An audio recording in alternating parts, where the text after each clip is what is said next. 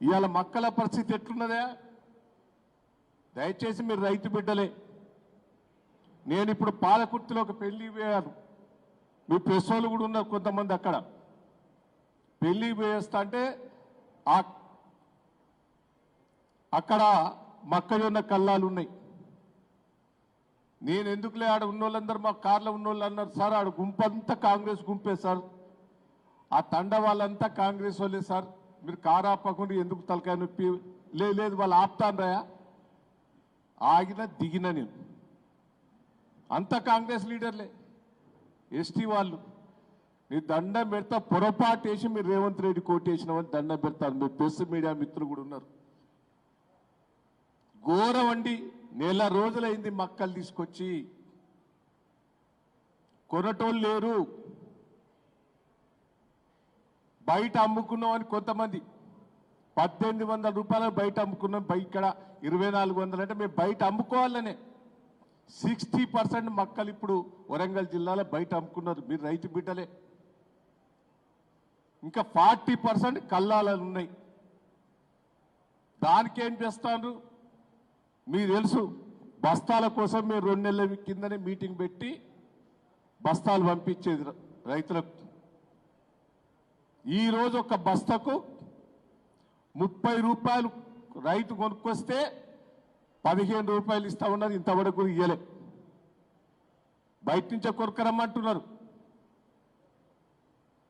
లారీలు లేవు. దయచేసి ఇది కూడా మీరు రాసుకోండి. ఇది వాస్తవం కాదా? ట్రాన్స్పోర్ట్ మొత్తం కూడా ఇదివరకు టెండర్లు పెట్టి ట్రాన్స్పోర్ట్ ఇచ్చేది.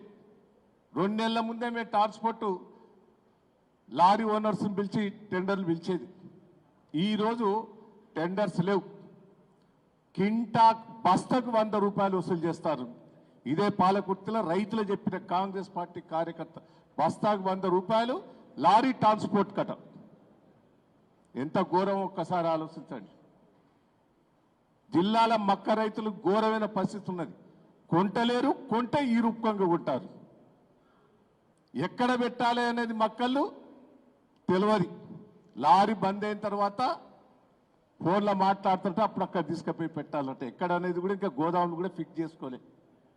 అంటే మక్కలు కొనొద్దు, ఒడ్లు కొనొద్దు, రైతుల ఇబ్బంది పెట్టి బయటనే అమ్ముకోవాలనేది ప్రభుత్వ ఆలోచన. ఆల్రెడీ 50-60% మక్కలు ఒడ్లు బయటనే అమ్ముకుంటారు. ఒడ్లు కొంటే 100 రూపాయలు బోనస్ వేయాలి సన్నోడ్లకు. మక్కలు కొంటే ఈ తలకాయ నొప్పి ఎందుకు? గోదాములన్నీ ఖాళీ లేవు, అన్ని గోదాములు బుక్ చేయలే, ట్రాన్స్పోర్ట్ బుక్ చేయలే. ఎంత తలకాయ నొప్పి ఎందుకని రైతులను ఇబ్బంది పెట్టే పరిస్థితి ఉన్నాయి. ఇంత ఘోరమైన ప్రభుత్వం ఎక్కడ కూడా దూరలే. నేను ఒకటే మిమ్మల్ని అందరినీ రిక్వెస్ట్ చేస్తున్నా, ఎమ్మెల్యేలు, ఇంతకుముందు శ్రీనివాసరెడ్డి గారు, మసూంచార్ గారు చెప్పారు, ఒక్క రివ్యూ చేశారా అండి?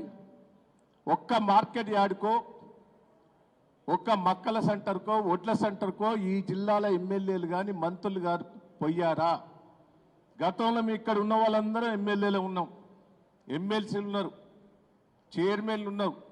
ప్రతి కళ్ళం దగ్గర పోయేది, ప్రతి కళ్ళం దగ్గర పోయేది, ప్రతి ఒక్కరూ రివ్యూ చేసేది. మీకేం అవస్థ ఉన్నది, ఏం ఇబ్బంది ఉన్నదని అక్కడనే మాట్లాడి అధికారులతో కూర్చొని సెటిల్ చేసేది. 2.5 సంవత్సరాల నుంచి ఎవరైనా ఏ కళ్ళం దగ్గర పోయారా, ఏ మార్కెట్ దగ్గర పోయారా? నేను ఛాలెంజ్ చేస్తున్నా, ఉరికిచ్చి కొడతారు మిమ్మల్ని. కాంగ్రెస్ పార్టీ ఎమ్మెల్యేలను కానీ మంత్రులను కానీ మీరు కళ్ళాల దగ్గరికి పోతే రైతులు ఉరికిచ్చి కొడతారనే భయంతో మీరు పోతలేరు. దమ్ముంటే పోండి.